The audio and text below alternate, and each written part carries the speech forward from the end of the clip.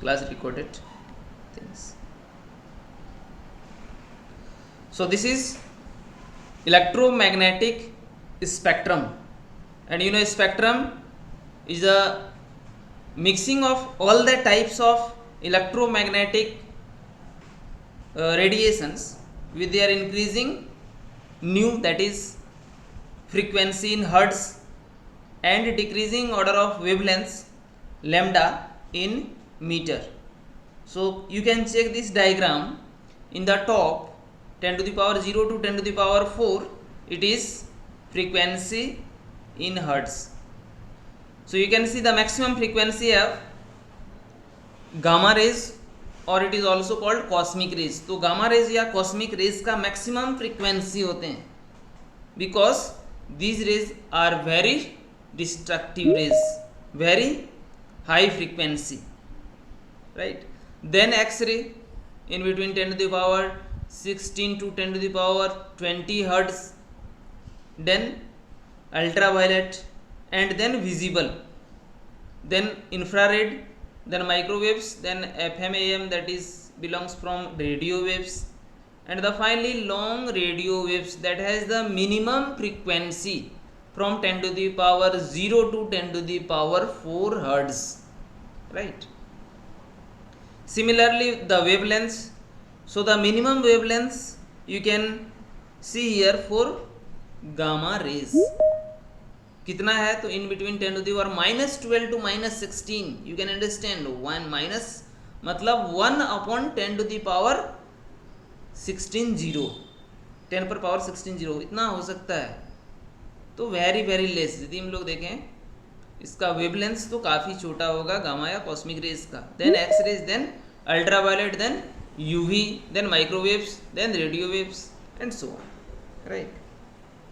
With 3 students are in lobby, I admit. Snehal, Hussain, Risha.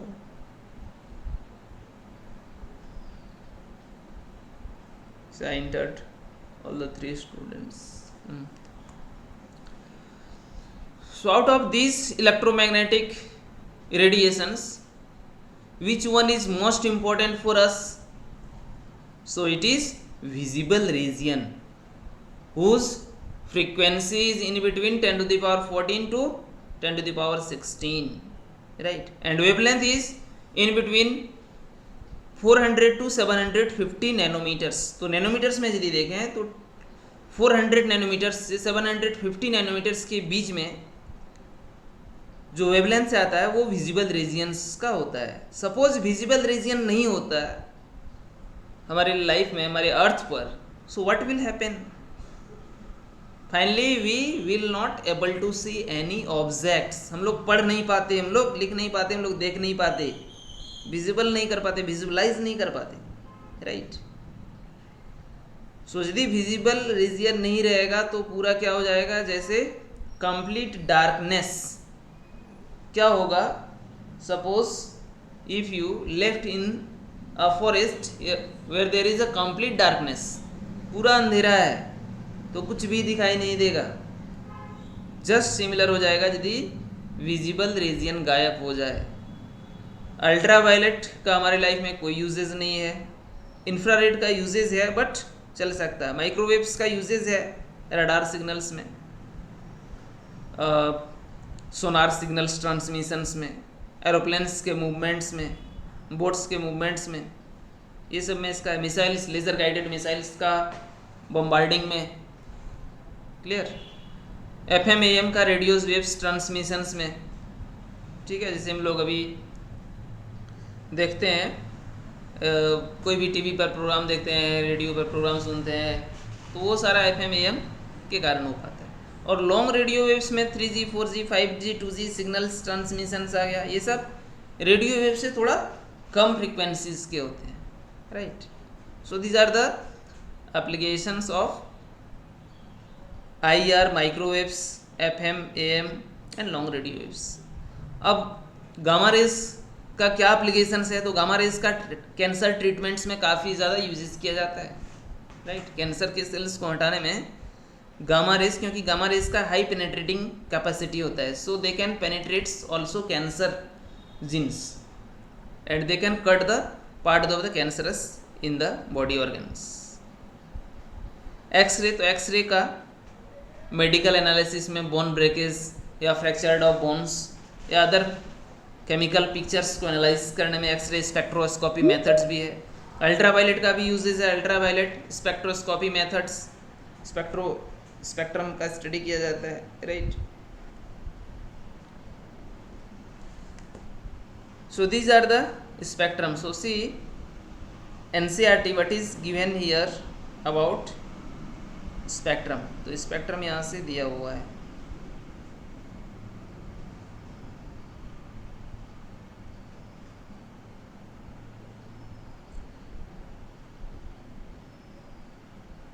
So see point number 3. यदि point number 3 का study करते हैं तो यहाँ स्पेक्ट्रम्स के बारे में पॉइंट्स मिल जा रहा है. So I assume this point number 3. It is now well established that there are many types of electromagnetic radiations which differ from one another in wavelengths or frequency. Clear है? frequency और wavelengths में electromagnetic radiations अलग अलग होते हैं. Microwaves हो या एफएमईएम हो या सिग्नल ट्रांसमिशंस में रडार हो, सबका अलग अलग वेवलेंथ्स और फ्रीक्वेंसीज होते हैं. These constitute what is called electromagnetic spectrum. So these constitute what is called electromagnetic spectrums. ये पूरा constituents यदि मिला हुआ है तो इसको electromagnetic spectrum बोलेंगे, right? So different regions of the spectrums are identified by different names. Some examples are radio frequency regions around 10 to the power 16 Hz used for broadcasting, microwaves regions around 10 to the power 10 Hz used for the radar, infrared region around 10 to the power 13 Hz used for heating, ultraviolet regions. So see in the next page from ultraviolet region around 10 to the power 16 Hz, a component of sun radiations. The small portions around 10 to the power 15 Hz is what is ordinarily called visible region. तो 10 to the power 15 ultraviolet का ही एक part है जिसको हम लोग visible में बोलते हैं. विजिबल रीजन जो काफ़ी इंपॉर्टेंट होता है. It is only this part which our eyes can see और detect. Special instruments are required to detect non visible radiations. तो नॉन विजिबल हम लोग को यदि देखना है तो स्पेशल इंस्ट्रूमेंट्स चाहिए. इंस्ट्रूमेंट्स के थ्रू हम लोग अदर रेडिएशंस को भी देख सकते हैं. वो इंस्ट्रूमेंट्स यदि हम लोग लगा लें तो कहाँ कितना सिग्नल्स है, सिग्नल्स का ट्रांसमिशंस भी हम लोग को पता चल जाएगा, right. And see the fourth points, different kinds of units are used to present electromagnetic radiations. तो रेडिएशंस को रिप्रेजेंट करने के लिए अलग अलग यूनिट्स दिया गया है, right. So these radiations are characterised by the parameters namely frequency, wavelengths. तो फ्रीक्वेंसी वेवलेंथ यहाँ दिया हुआ है, वेव नंबर भी होगा, वेलोसिटी ऑफ द वेव भी होगा. तो हम लोग इसको कल डिस्कस किए थे. ऐसा unit of frequency new is hertz और पर सेकेंड और सीपीएस साइकिल पर सेकेंड्स, तो सीपीएस भी बोला जाता है. आफ्टर हेनरीज हर्ट्ज, तो हर्ट्ज के रिस्पेक्ट में इस जो इनके डिस्कवरर हैं यूनिट्स का नाम हर्ट्ज दे दिया गया है. इसको पर सेकेंड भी बोलते हैं या सीपीएस साइकिल पर सेकेंड्स भी बोलते हैं. It is defined as the number of waves that passes a given point in 1 second. तो फ्रीक्वेंसी का ये सुटेबल और स्टैंडर्ड डेफिनेशन है. 1 सेकेंड्स में 1 पॉइंट से जितना नंबर ऑफ वेव्स पास करते हैं that is called frequency, right. So ये सारा नोट्स हम प्रोवाइड कर देंगे ग्रुप्स में. टाइप कर रहे हैं. फर्स्ट पार्ट हम भेज चुके हैं, सेकेंड पार्ट भी जल्दी भेज देंगे. Wavelength should have the units of length and as you know that the SI units of length is meter. Since electromagnetic radiations consist of different kinds of waves of much smaller wavelengths, so smaller units are used given in figure 2.7. तो we need to move towards figure number 2.7. तो 2.7 में हम जाते हैं. 2.7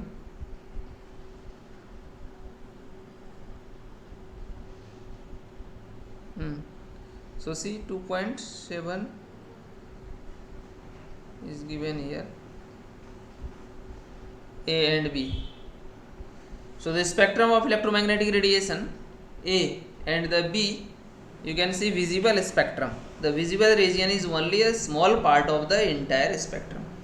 तो screen पर दिख पा रहा है ये जो नीचे वाला है वो आ जाएगा विजिबल रीजियंस में, और जो टॉप साइड्स में दिख रहा है वो स्पेक्ट्रम्स है. ठीक है, figure number 2.7 you can access there. तो यहाँ मीटर्स में भी दिया हुआ है और नैनोमीटर्स में भी दिया हुआ है. तो अदर यूनिट्स हम लोग यूज़ कर सकते हैं. एंगस्ट्रॉम यूनिट्स में भी यूज़ किया जाता है, डिफरेंट बुक में ये सब दिया हुआ है. Right.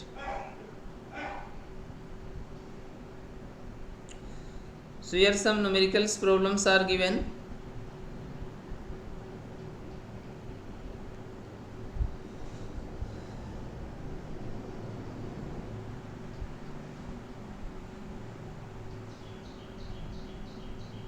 So after 2.7,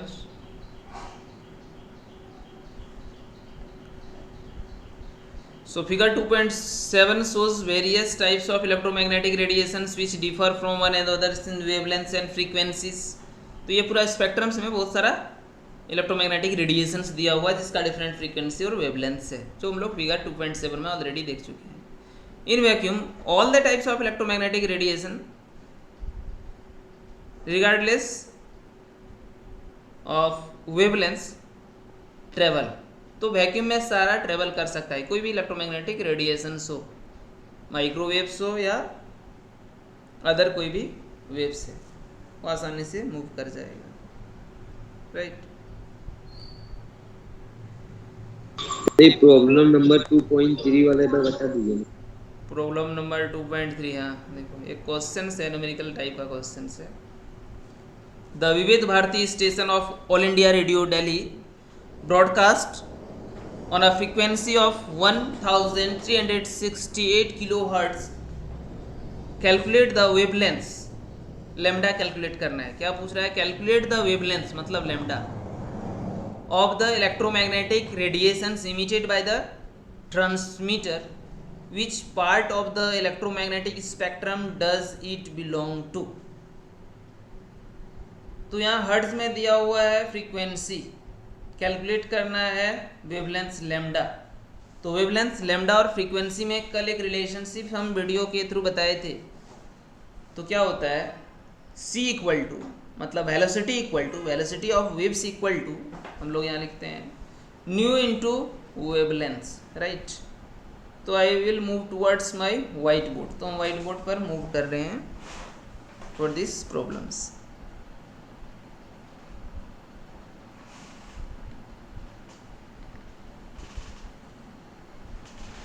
so white board share हो रहा है.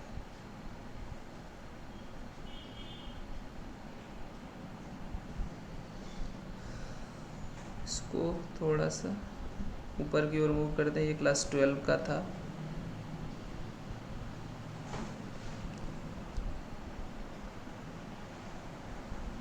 सो यहाँ से हम क्लास 11 के लिए नोट करते हैं.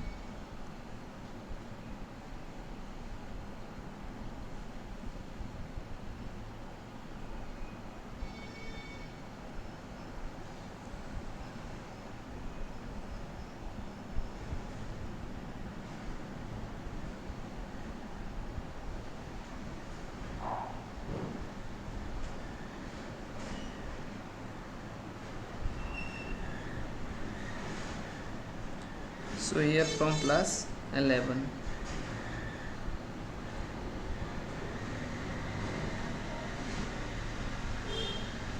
So see, yesterday we saw a relationship. This relationship tell us that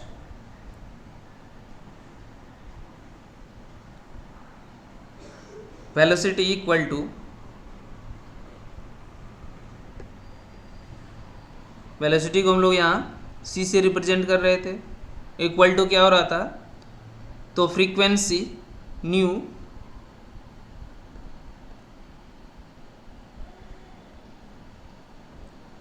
into wavelength.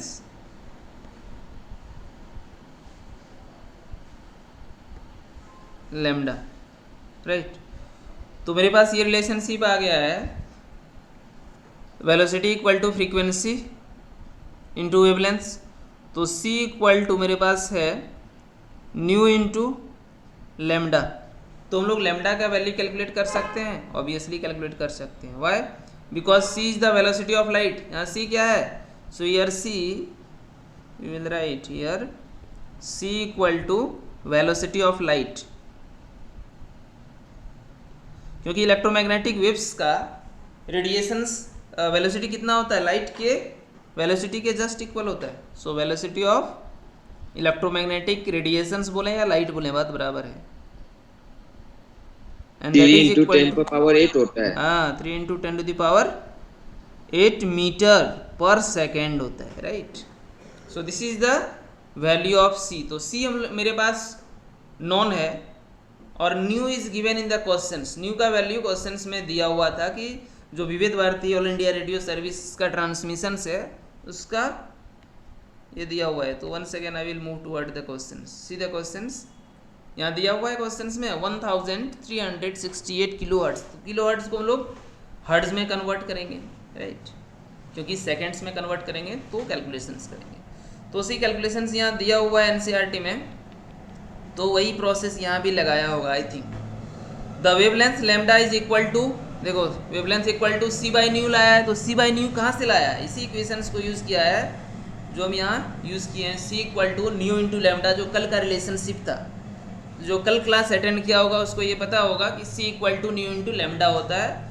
तो हम लोग लिख सकते हैं ये इक्वेशन जो यहाँ एनसीईआरटी में रिप्रेजेंट्स किया है कि wavelength lambda is equal to C by nu. तो वेवलेंथ इक्वल टू हम लोग सी बाई न्यू लिख सकते हैं, मतलब lambda equal to C by nu easily हम लोग लिख सकते हैं।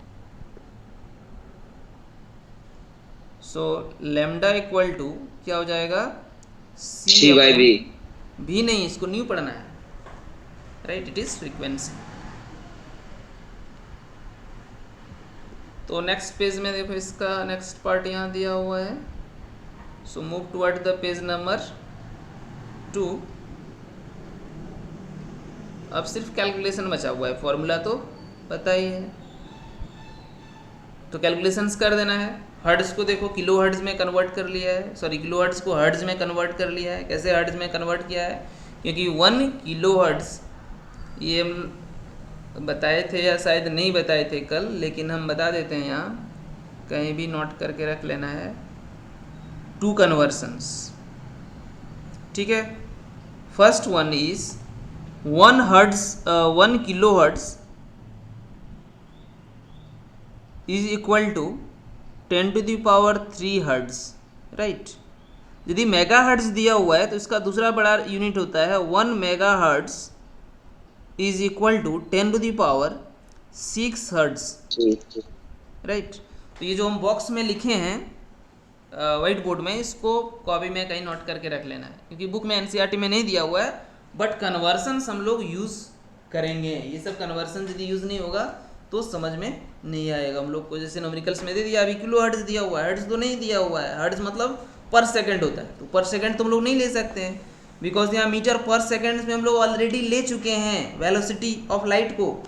तो कैलकुलेशन जब भी करना है सेम यूनिट में करना है, ये सबसे इम्पोर्टेंस होता है, अदरवाइज बहुत ज़्यादा चांसेस होता है मिस्टेक होने का, राइट। तो अब सिंपली कैलकुलेशंस करना है, तो कैलकुलेट कर देंगे 3 into 10 to the power 8 meter per seconds divided by 1368 into 10 to the power 3। Hertz को सेकंड में कन्वर्ट कर दिए, क्योंकि किलो हर्ट्ज को हर्ट्ज में बनाए और हर्ट्ज मतलब सेकंड, बात बराबर ही है। तो सेकंड कट गया and the distance will be 219.3 metre. तो ये जो Vividh Bharati All India Radio service से जो सिग्नल ट्रांसमिशन हो रहा था, वो सिग्नल्स का अब लेमडा का वैल्यू कितना आ गया, मतलब वेवलेंथ का वैल्यू कितना आ गया? 219.3 मीटर, राइट। अब ये किस में बिलोंग करता है? तो हम लोग मैच कराएंगे कि 200 से ऊपर वाला वेवलेंथ किस में आ जाता है। तो यहाँ तो दिया हुआ है रेडियो वेव में, बट हम लोग चेक करेंगे उस डायग्राम से। 2.7 के डायग्राम्स को देखते हैं। This is diagram 2.7। तो मीटर में जो भी आ रहा है वो 300 है, तो 300 200 300 सब आ जा रहा है इसी में, लॉन्ग रेडियो वेव्स में आ जा रहा है, राइट। और यहाँ आंसर क्या दिया हुआ है,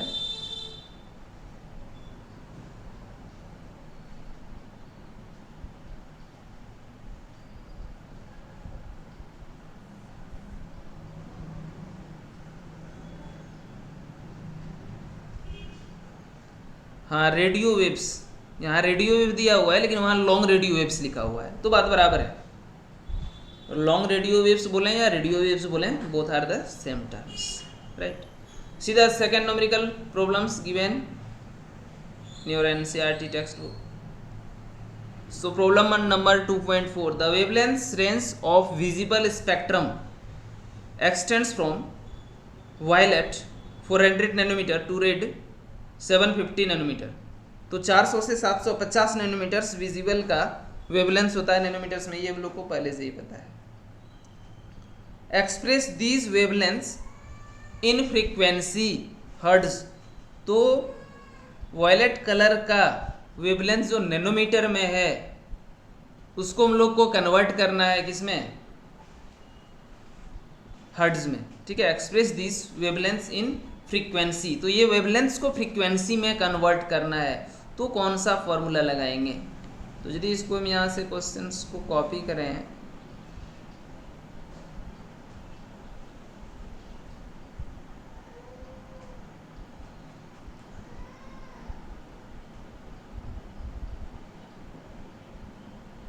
so suppose I copy this and I will paste here on my whiteboard।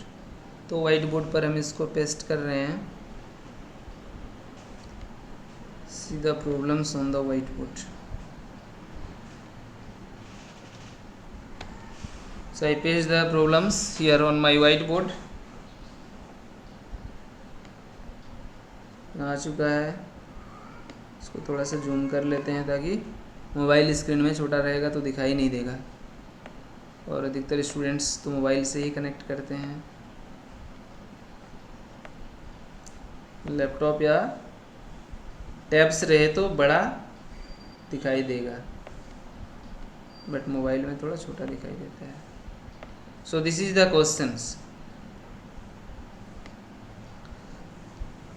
Wavelength range ये क्वेश्चंस में दिया हुआ है कि वायलेट का इतना नैनोमीटर है और रेड का इतना नैनोमीटर से। अब इसको क्या बोल रहा है, express these wavelengths in frequency, और 1 नैनोमीटर इक्वल टू कितना होता है 10⁻⁹ मीटर होता है। यहाँ ये थोड़ा पावर में होगा तो ये यहाँ गलती है, मिस्टेक है, पावर में हम लोग इसको लिखेंगे। डालना है वेवलेंथ, नहीं निकालना है, वेवलेंथ्स को फ्रीक्वेंसी में कन्वर्ट करना है, ठीक है, फ्रीक्वेंसी में निकालना है। तो कितना होगा आंसर बताओ, चेक करो, सेम फिर से वही फॉर्मूला लगेगा।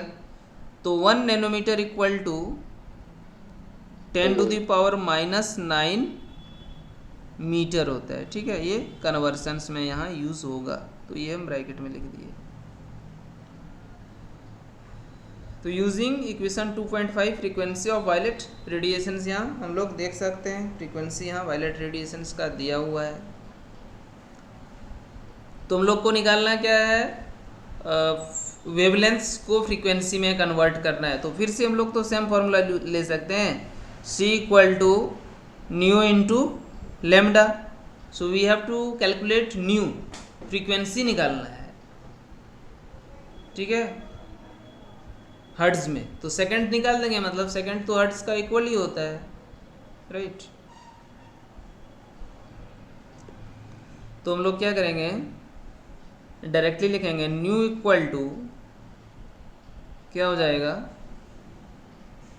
C upon lambda, and C मेरे पास पहले से ही पता है कितना होता है 3 × 10⁸ metre per second. This is the value of velocity of light, that is C।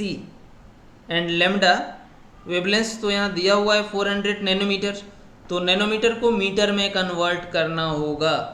तो 400 नैनोमीटर मतलब 400 इंटू हम लोग क्या करेंगे ये नैनोमीटर से कि मीटर में 10 कन्वर्ट हो पर जाए, पावर -9 तो इंटू 10⁻⁻⁹ कर देंगे। जैसे यहाँ हम कन्वर्सन में दिए 1 नैनोमीटर इक्वल टू 10⁻⁹ मीटर, तो यहाँ भी हम लोग 10⁻⁻⁹ से मल्टीप्लाई कर देंगे। तो अब ये मीटर आ गया, मीटर मीटर कैंसिल हो गया, एंड 10⁸ और 10⁹ भी कैंसिल हो जाएगा, ठीक है। तो 10⁻, एक्चुअल 9 और यहाँ 2 और यदि ऐड कर दें तो 11 हो जाएगा। 11 माइनस 8 माइनस 11 इक्वल टू -3 हो जाएगा। तो हम लोग क्या लिख सकते हैं, 3 इंटू 10⁻⁻³ लिख सकते हैं। आंसर आ रहा है 0.0075 इंटू 10⁻17। हाँ कितना आ रहा है हम लिख लेते हैं, बताओ। 0.0075 इंटू 10⁻17। 10⁻17 इतना कैसे आ जाएगा? ये माइनस, जब -9 तो ऊपर ले जाना तो प्लस हो जाता है ना। ओ हाँ और सही इधर सही, 4 रखे। हाँ हाँ हाँ सही सही सही है, माइनस हो जाएगा। तो सही तुम बता रहा है कि माइनस जाएगा, तो सॉरी सॉरी हम यहाँ मिस्टेक कर रहे थे। 9 एंड 2 11 हो जाएगा, तो 11 प्लस 8, 11 प्लस 8 19 हो जाएगा। 19 में अच्छा तुम 2 0 इधर ले आया है, तो हम चेक करके देखते हैं। अब इसको साइंटिफिकली चेंज कर दो। साइंटिफिकली यदि चेंज करेंगे तो 2 डिजिट के लिए हम लोग इसको, यदि तुम्हारा आंसर सही होगा तो 7.5 इसको हम लोग कर सकते हैं, और 3 डिजिट को इधर कर रहे हैं तो 10⁻³ यहाँ से 20 डिक्रीज होगा ना, 17 में 3 जाएगा ना, 14 होगा ना, 14 पर सेकेंड्स होना चाहिए। तो पर सेकेंड्स को हम लोग हर्ट्ज भी लिख सकते हैं। तो दिस इज योर आंसर। तुम कैलकुलेशंस किया है, देखते हैं क्या आंसर सही है या नहीं है। So let's check this answer on the NCERT text book. हाँ एनसीईआरटी में भी यही दिया हुआ है, 7.50 इंटू 10⁻14 हर्ट्ज। अब ये किस में आता है, तो 10⁻14 hertz frequency of red light यहाँ दिया हुआ है। तो हम लोग इसको चेक करते हैं क्या फ्रीक्वेंसी ऑफ रेड लाइट में ये आता है। तो ये एनसीईआरटी का आंसर जनरली गलत नहीं रहता है, तो ऑब्वियसली ये आएगा ही, ठीक है। तो इस तरह से 10⁻14 हम लोग स्पेक्ट्रम में चेक करते हैं, थोड़ा सा मिनिमाइज करके। हाँ 10⁻14 हर्ट्ज इसमें आ जा रहा है। हाँ सही है। तो यहाँ भी देख पा रहे हैं 10⁻14 से 16 हर्ट्ज दिया हुआ है विजिबल का वेवलेंथ, ठीक है।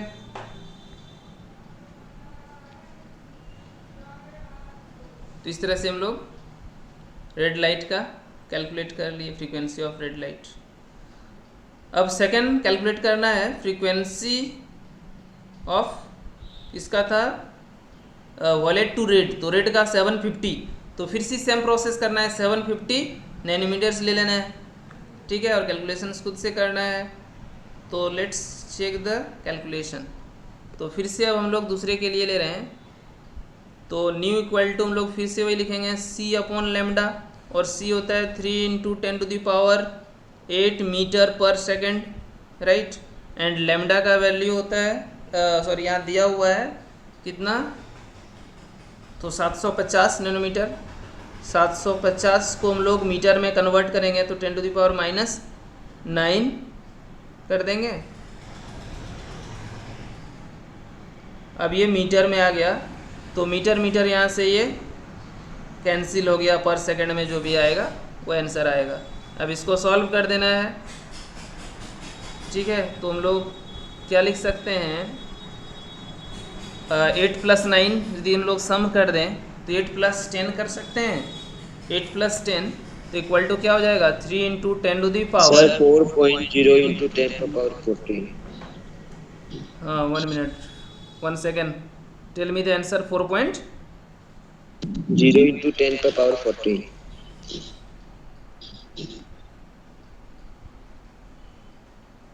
10⁻14 ये हर्ट्ज में आना चाहिए, सेकंड में आना चाहिए, लेकिन इसको हम लोग हर्ट्ज में लिखेंगे। ये आंसर चेक करते हैं क्या ये आंसर सही है। तो यहाँ से यदि हम लोग पावर का चेक करें तो कितना आ जा रहा है, 8 + 9 और 1 10, तो 10 and 8 18 आ जा रहा है, अपॉन 7 75, क्योंकि 75 को हम लोग ले रहे हैं, 10⁻, यहाँ आ जा रहा है 18 अपॉन 75, राइट। अब इसको सॉल्व कर देना है, तो जो आ जाएगा वो तुम्हारा आंसर होगा पर सेकेंड्स में, उसको हम लोग हर्ट्ज में लिखेंगे। तो यहाँ इतना आया है 4 × 10⁻14। Let's check this answer with NCERT text book. तो 4 × 10⁻14 हर्ट्ज, हाँ यहाँ भी आया हुआ है। The range of visible spectrum is from 4 × 10⁻14 to 7.5 × 10⁻14 hertz in terms of frequency units. तो हम लोग फ्रीक्वेंसी यूनिट्स में इस तरह रिप्रेजेंट कर लिए, राइट। तो इस तरह से हम लोग को क्वेश्चंस सॉल्व करना है। तो कोई भी क्वेश्चंस रहेगा हम लोग इजीली इसको सॉल्व कर सकते हैं इस प्रोसेस से। हाँ टाइम ओवर हो गया, सो वेट फॉर अटेंडेंस डाउनलोड कर लेते हैं। नेक्स्ट क्लास में फिर हम लोग आगे करेंगे। Wait, we have to stop recording.